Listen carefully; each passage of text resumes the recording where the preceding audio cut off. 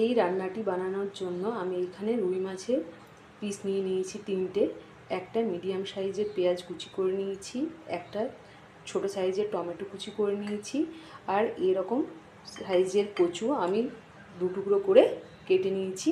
আর এখানে নিয়েছি আমি আদা, রসুন, কাঁচা লঙ্কা, এটা আমি পেস্ট করে নেব।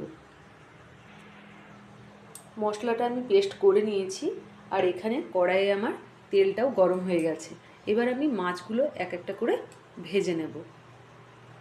যা হয়ে গেছে, এবার ওই তেলটার মধ্যেই আমি আরও একটু তেল দিয়ে নেব। তেলটা আমার গরম হয়ে গেছে, আমি দিয়ে দিচ্ছি তেজপাতা, দিয়ে দিচ্ছি কুচিয়ে রাখা পেঁয়াজটা দিয়ে আমি ভালোভাবে ভেজে নেব পেঁয়াজটা। এই পেঁয়াজটার মধ্যে এবার আমি কচুগুলো দিয়ে দেব।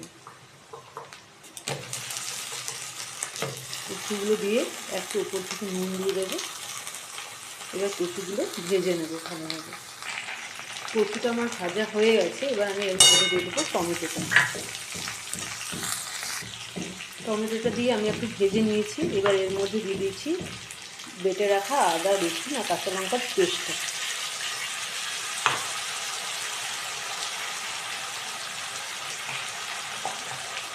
দিয়ে দিচ্ছি হলুদ,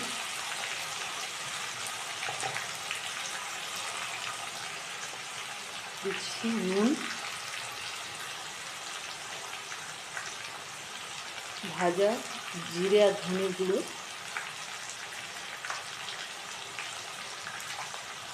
দিচ্ছি একটু মাছের মশলা, আর দিচ্ছি একটু পরিমাণ চিনি। এবার এগুলো দিয়ে আমি ভালোভাবে কষিয়ে নেব। মশলাটা আমার ভালোভাবে ভাজা হয়ে গেছে, এবার আমি এর মধ্যে দিয়ে দেবো জল।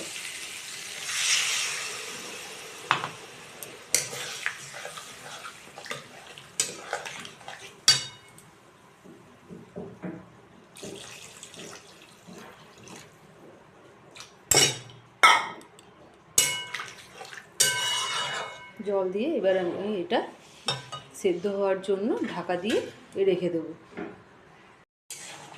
ঝোলটা আমার ফুটে গেছে, কচুটাও আমার সেদ্ধ হয়ে গেছে। এবার আমি এটার মধ্যে মাছটা দিয়ে দেব।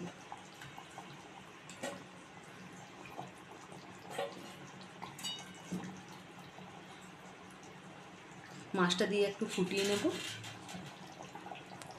মাছটা ফুটে গেছে, এবার আমি এর মধ্যে দিয়ে দেবো গরম মশলা।